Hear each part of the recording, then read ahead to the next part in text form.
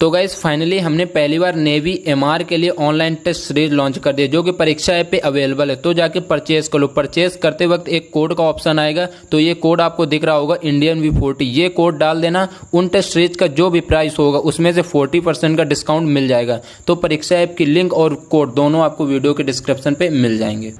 तो गाइज आज हम हिस्ट्री का पार्ट 5 डिस्कस करेंगे। अगर आपने अभी तक पार्ट 1 और 2, 3, 4 नहीं देखा है तो इस वीडियो के डिस्क्रिप्शन पे देखना, वहाँ पे आपको वीडियो की लिंक मिल जाएगी। तो पार्ट 5 में हम लोग हिस्ट्री के 50 मोस्ट इंपॉर्टेंट क्वेश्चन पढ़ेंगे। तो चलिए स्टार्ट करते हैं। अगर वीडियो अच्छी लगे तो लाइक करना और हाँ, चैनल पर न्यू हो तो सब्सक्राइब जरूर करना। तो जो आज का हमारा पहला क्वेश्चन है, क्वेश्चन नंबर 2 से 1, सातवाहन शासकों की राजकीय भाषा क्या थी? तो जो सातवाहन शासकों की राजकीय भाषा थी तो वो प्राकृत भाषा थी। तो ऑप्शन नंबर बी जो है इसका करेक्ट जवाब हो जाएगा। अब अगले क्वेश्चन की ओर बढ़ते हैं। Question number 202। क्वेश्चन नंबर 202 है, बुद्ध की खड़ी प्रतिमा निम्न में से किस काल में बनाई गई थी? तो कुषाण काल में बनाई गई थी। तो ऑप्शन नंबर बी जो है इसका करेक्ट जवाब हो जाएगा। अब अगले क्वेश्चन की ओर बढ़ते हैं। क्वेश्चन नंबर 203, मौर्यों के बाद दक्षिण भारत में सबसे प्रभावशाली राजा था। तो वो जो मौर्यों के बाद सबसे जो प्रभावशाली राजा था तो वो सातवाहन था। तो ऑप्शन नंबर ए जो है इसका करेक्ट जवाब हो जाएगा। अब अगले क्वेश्चन की ओर बढ़ते हैं। क्वेश्चन नंबर 204, नालंदा विश्वविद्यालय की स्थापना का युग है तो गुप्त युग है। तो ऑप्शन नंबर सी जो है इसका करेक्ट जवाब हो जाएगा। अब अगले क्वेश्चन की ओर बढ़ते हैं। क्वेश्चन नंबर 205, शुंग वंश के बाद किस वंश ने भारत पर राज्य किया? तो कण्व वंश ने राज्य किया था। तो ऑप्शन नंबर सी जो है इसका करेक्ट जवाब हो जाएगा। अब अगले क्वेश्चन की ओर बढ़ते हैं। Question number 206। क्वेश्चन नंबर 206, किस चीनी जर्नल ने कनिष्क को हराया था? तो वो पैन चाओ है जिसने कनिष्क को हराया था। तो ऑप्शन नंबर ए जो है इसका करेक्ट जवाब हो जाएगा। अब अगले क्वेश्चन की ओर बढ़ते हैं। Question number 207। जो हमारा क्वेश्चन नंबर 207 है, उत्तरी तथा उत्तरी पश्चिमी भारत में सर्वाधिक संख्या में तांबे के सिक्कों को जारी किया था। तो किसने जारी किया था तांबे के सिक्कों को? तो कुषाणों ने जारी किया था। तो ऑप्शन नंबर बी जो है इसका करेक्ट जवाब हो जाएगा। अब अगला क्वेश्चन लेते हैं। Question number 208। क्वेश्चन नंबर 208 है, जो कला शैली भारतीय और यूनानी शैली का सम्मिश्रण है उसे क्या कहते हैं? तो उसे हम गांधार कहते हैं। तो ऑप्शन नंबर सी जो है इसका करेक्ट जवाब हो जाएगा। अब अगले क्वेश्चन की ओर बढ़ते हैं। Question number 209। क्वेश्चन नंबर 209 है, प्राचीन भारत का महान व्याकरण पतंजलि किसका समकालीन था? तो पुष्यमित्र शुंग का समकालीन था। तो ऑप्शन नंबर डी जो है इसका करेक्ट जवाब हो जाएगा। अब अगले क्वेश्चन की ओर बढ़ते हैं। Question number 210। क्वेश्चन नंबर 210 है, किस राजा के शासनकाल में ईसाई धर्म प्रचारक सेंट थॉमस भारत आया? तो गोंदोफिनर्स के शासनकाल में आया था। तो ऑप्शन नंबर सी जो है इसका करेक्ट जवाब हो जाएगा। अब अगले क्वेश्चन की ओर बढ़ते हैं। Question number 211। क्वेश्चन नंबर 211 है, किस वंश के शासकों ने छत्र प्रणाली का प्रयोग किया? तो शको वंश के शासक थे तो जिन्होंने छत्र प्रणाली का प्रयोग किया। तो ऑप्शन नंबर डी जो है इसका करेक्ट जवाब हो जाएगा। अगला क्वेश्चन लेते हैं। Question number 212। क्वेश्चन नंबर 212 है, प्राचीन काल के भारत पर आक्रमण के संबंध में कौन सा सही कलानुक्रम है? तो जो सही कलानुक्रम है तो ऑप्शन नंबर ए जो है इसका करेक्ट जवाब हो जाएगा। यूनानी, शक और कुषाण, ये सही कलानुक्रम है। तो अगला क्वेश्चन लेते हैं। Question number 213। क्वेश्चन नंबर 213 है, मुक्तिदाता की उपाधि किस वंश के शासकों ने धारण किया? जो मुक्तिदाता की उपाधि थी वो शक वंश के शासकों ने धारण किया। तो ऑप्शन नंबर ए जो इसका करेक्ट जवाब हो जाएगा। अब अगला क्वेश्चन लेते हैं। Question number 214। क्वेश्चन नंबर 214 है, भारत में प्रथम बार सैनिक शासन व्यवहार में लाया गया। तो किसके द्वारा लाया गया? तो ग्रीकों के द्वारा लाया गया था। तो ऑप्शन नंबर ए जो है इसका करेक्ट जवाब हो जाएगा। अब अगले क्वेश्चन की ओर बढ़ते हैं। Question number 215। क्वेश्चन नंबर 215, ईसा पूर्व दूसरी सदी के प्रारंभ में उत्तरी अफगानिस्तान में स्थापित भारत यूनानी राज्य था। जो उत्तरी अफगानिस्तान में स्थापित भारत का यूनानी राज्य था वो बैक्ट्रिया था। तो ऑप्शन नंबर ए जो है इसका राइट जवाब हो जाएगा। अब अगले क्वेश्चन की ओर बढ़ते हैं। Question number 216। क्वेश्चन नंबर 216 है, चार धातुओं सोना, चांदी, तांबा एवं सीसा के सम्मिश्रण से बनने वाले सिक्कों को क्या कहा जाता था? तो जो सोना, चांदी, तांबा और सीसा के सम्मिश्रण से बनने वाले सिक्के थे उन्हें हम कसार्पण कहते थे। तो ऑप्शन नंबर डी जो है इसका करेक्ट जवाब हो जाएगा। अब अगले क्वेश्चन की ओर बढ़ते हैं। क्वेश्चन नंबर 217, निम्न में से किस स्थान में Periplus of the Erythraean sea में पोडुके नाम से संबोधित किया गया था? तो वो आर्किमेडू को संबोधित किया गया था। तो ऑप्शन नंबर बी जो है इसका करेक्ट जवाब हो जाएगा। अब अगले क्वेश्चन की ओर बढ़ते हैं। Question number 218। क्वेश्चन नंबर 218, सर्वप्रथम रोम के साथ किन लोगों का व्यापार प्रारंभ हुआ? तो किन लोगों के साथ व्यापार प्रारंभ हुआ था सर्वप्रथम? तो तमिलों एवं चेरों के साथ। तो ऑप्शन नंबर बी जो है इसका करेक्ट जवाब हो जाएगा। अगले क्वेश्चन की ओर बढ़ते हैं। Question number 219। क्वेश्चन नंबर 219 है, कुषाणों का संबंध था तो जो कुषाणों का संबंध था वो चीन के यूची जनजाति से था। तो ऑप्शन नंबर सी जो है इसका करेक्ट जवाब हो जाएगा। अब अगले क्वेश्चन की ओर बढ़ते हैं। Question number 220। क्वेश्चन नंबर 220 है, प्राचीन भारत में निम्न में से किस एक ने नियमित रूप से सोने के सिक्के चलाए? तो किसने प्राचीन भारत में नियमित रूप से सोने के सिक्के चलाए थे? तो कुषाणु थे। तो ऑप्शन नंबर सी जो इसका करेक्ट जवाब हो जाएगा। अब अगले क्वेश्चन की ओर बढ़ते हैं। क्वेश्चन नंबर 221, तमिल का गौरव ग्रंथ जीवक चिंतामणि किससे संबंधित है? तो वो किससे संबंधित है? वो जैन से संबंधित है। तो ऑप्शन नंबर ए जो इसका करेक्ट जवाब हो जाएगा।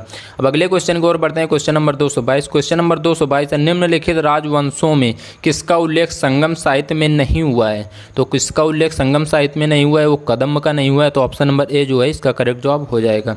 अब बढ़ते हैं अगले क्वेश्चन की ओर। क्वेश्चन नंबर 223, धार्मिक कविताओं का संकलन कुरल किस भाषा में है? तो वो किस भाषा में है? तो तमिल भाषा में है। तो ऑप्शन नंबर बी जो है इसका करेक्ट जवाब हो जाएगा। अब बढ़ते हैं अगले क्वेश्चन की ओर। क्वेश्चन नंबर 224, जो क्वेश्चन नंबर 224 है हमारा, मुजरिस किस राज्य का प्रमुख बंदरगाह है? तो जो मुजरिस है वो चेर राज्य का प्रमुख बंदरगाह है। तो ऑप्शन नंबर ए जो है इसका करेक्ट जवाब हो जाएगा। अब नेक्स्ट क्वेश्चन लेते हैं, जो हमारा अगला क्वेश्चन है। क्वेश्चन नंबर 225, किस प्राचीनतम तमिल देवता मुरुगन किस वैदिक देवता के सदृश हैं? तो वो स्कंद कार्तिकेय वैदिक देवता के सदृश हैं। तो ऑप्शन नंबर डी जो है इसका करेक्ट जवाब हो जाएगा। अगले क्वेश्चन की ओर बढ़ते हैं। Question number 226। क्वेश्चन नंबर जो 226 है, गुप्त वंश का संस्थापक कौन था? तो जो गुप्त वंश का संस्थापक था वो श्रीगुप्त था। तो ऑप्शन नंबर बी जो है इसका करेक्ट जवाब हो जाएगा। अब अगले क्वेश्चन की ओर बढ़ते हैं। क्वेश्चन नंबर 227, गुप्त शासकों की सरकारी दरबारी भाषा थी, जो गुप्त शासकों की सरकारी दरबारी भाषा थी वो संस्कृत थी। तो ऑप्शन नंबर डी जो है इसका करेक्ट जवाब हो जाएगा। अब अगले क्वेश्चन की ओर बढ़ते हैं। Question number 228। क्वेश्चन नंबर 228, फाहिवान किसके शासनकाल में भारत आया था?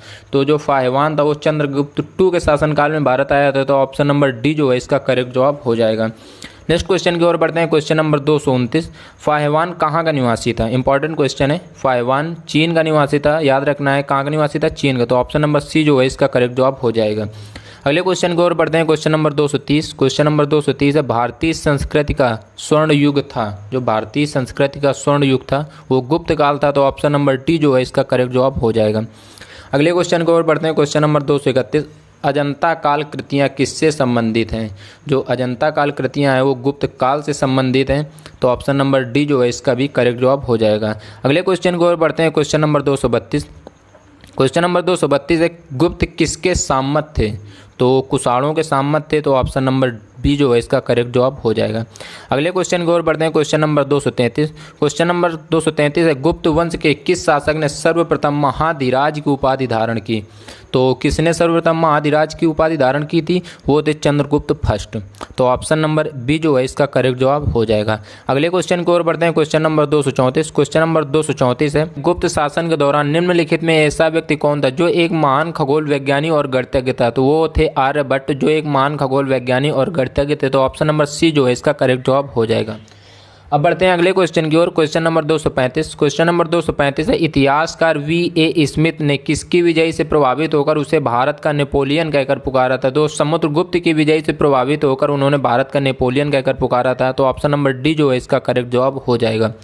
अब बढ़ते हैं अगले क्वेश्चन की ओर। Question number 236। क्वेश्चन नंबर 236 है, गुप्त वंश का वह राजा कौन था जिसने हूणों को भारत पर आक्रमण करने से रोका था? तो स्कंदगुप्त थे, जिसने हूणों को भारत पर आक्रमण करने से रोका था। तो ऑप्शन नंबर सी जो है इसका करेक्ट जवाब हो जाएगा।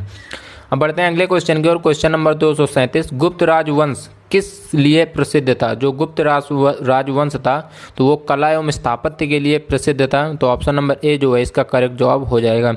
अगले क्वेश्चन की ओर बढ़ते हैं। Question number 238। क्वेश्चन नंबर 238 है, कुछ विद्वानों के अनुसार कवि कालिदास किसके राज कवि थे? तो वो चंद्रगुप्त टू विक्रमादित्य के राज कवि थे। तो ऑप्शन नंबर सी जो है इसका करेक्ट जवाब हो जाएगा। अब बढ़ते हैं अगले क्वेश्चन की ओर। अगला क्वेश्चन जो है हमारा question number 239। Question number 239, Ajanta चित्रकारी का विषय वस्तु निम्नलिखित में से किससे संबंधित है? जो अजंता चित्रकारी का विषय है वो किससे संबंधित है? तो वो बौद्ध धर्म से संबंधित है। तो ऑप्शन नंबर बी जो है इसका करेक्ट जवाब हो जाएगा। अब बढ़ते हैं अगले क्वेश्चन की ओर। Question number 240। क्वेश्चन नंबर 240 है, उत्तर गुप्त युग में जो विश्वविद्यालय प्रसिद्ध हुआ वह नालंदा विश्वविद्यालय था, जो उत्तर गुप्त युग में प्रसिद्ध हुआ। तो ऑप्शन नंबर सी जो है इसका करेक्ट जवाब हो जाएगा। अगला क्वेश्चन लेते हैं। Question number 241। क्वेश्चन नंबर 241 है, एरण अभिलेख का संबंध किस शासक से है? जो एरण अभिलेख का संबंध वो भानुगुप्त से है, तो ऑप्शन नंबर डी जो है इसका करेक्ट जवाब हो जाएगा। अब बढ़ते हैं अगले क्वेश्चन की ओर। Question number 242। क्वेश्चन नंबर 242 है, किस गुप्तकालीन शासक को कविराज कहा गया? तो समुद्रगुप्त को कविराज कहा गया, तो ऑप्शन नंबर सी जो है इसका करेक्ट जवाब हो जाएगा। अब बढ़ते हैं अगले क्वेश्चन नंबर 243। सेतुबंध का रचनाकार प्रवरसेन टू किस वंश का शासक था? तो वकाटक वंश का शासक था, तो ऑप्शन नंबर सी जो है इसका करेक्ट जवाब हो जाएगा। अगला क्वेश्चन लेते हैं क्वेश्चन नंबर 244। क्वेश्चन नंबर 244 है, मंदिर निर्माण कला का जन्म सर्वप्रथम कब हुआ? तो जो मंदिर कला का निर्माण था वो सर्वप्रथम गुप्त काल युग में जन्म हुआ, तो ऑप्शन नंबर जो बी है इसका करेक्ट जवाब हो जाएगा। अगला क्वेश्चन लेते हैं क्वेश्चन नंबर 245। क्वेश्चन नंबर 245 है, गुप्त काल के सर्वाधिक लोकप्रिय देवता कौन थे? जो गुप्त काल के सर्वाधिक लोकप्रिय देवता थे वो थे विष्णु, तो ऑप्शन नंबर बी जो है इसका करेक्ट जवाब हो जाएगा। अगले क्वेश्चन की ओर बढ़ते हैं। Question number 246। क्वेश्चन नंबर 246 है, महरौली दिल्ली स्थित लौह स्तंभ का निर्माण किस सदी में हुआ था? तो वो चतुर्थ सदी में हुआ था, तो ऑप्शन नंबर ए जो है इसका करेक्ट जवाब हो जाएगा। अगला क्वेश्चन लेते हैं क्वेश्चन नंबर 247। क्वेश्चन नंबर 247 है, गुप्तकालीन शासन प्रणाली किस प्रकार की थी? वो राजतंत्रात्मक थी, तो ऑप्शन नंबर ए जो है इसका करेक्ट जवाब हो जाएगा। अगला क्वेश्चन लेते हैं क्वेश्चन नंबर 248। क्वेश्चन नंबर 248 है, अमरकोश के लेखक अमर सिंह किस शासक के दरबार से जुड़े थे? तो चंद्रगुप्त टू के शासक के दरबार से जुड़े थे, तो ऑप्शन नंबर डी जो है इसका करेक्ट जवाब हो जाएगा। अगला क्वेश्चन लेते हैं क्वेश्चन नंबर 249। गुप्त संवत को प्रारंभ करने का श्रेय किसे दिया जाता है? जो गुप्त संवत को प्रारंभ करने का श्रेय है वो चंद्रगुप्त फर्स्ट को दिया जाता है, तो ऑप्शन नंबर ए जो है इसका करेक्ट जवाब हो जाएगा। तो इस वीडियो का जो लास्ट क्वेश्चन है question number 250। Question number 250, Sarnath के धमेक स्तूप का निर्माण किस काल में हुआ था? जो सारनाथ के धमेक स्तूप का निर्माण हुआ था तो वो गुप्त काल में हुआ था, तो ऑप्शन नंबर डी जो है इसका करेक्ट जवाब हो जाएगा। तो गाइज ये थे आज के हमारे हिस्ट्री के 50 मोस्ट इंपॉर्टेंट क्वेश्चन जो कि हमने पार्ट 5 में डिस्कस किए, और इसके जो नेक्स्ट पार्ट होंगे वो इस वीडियो के डिस्क्रिप्शन पे चेक करना, वहाँ पे आपको वीडियो की लिंक मिल जाएगी। तो गाइज वीडियो कैसी लगी कमेंट बॉक्स में कमेंट करके जरूर बताना। अगर वीडियो अच्छी लगी हो तो लाइक करना, शेयर करना, चैनल पर न्यू हो तो सब्सक्राइब जरूर करना। तो मिलते हैं गाइज नेक्स्ट वीडियो पे।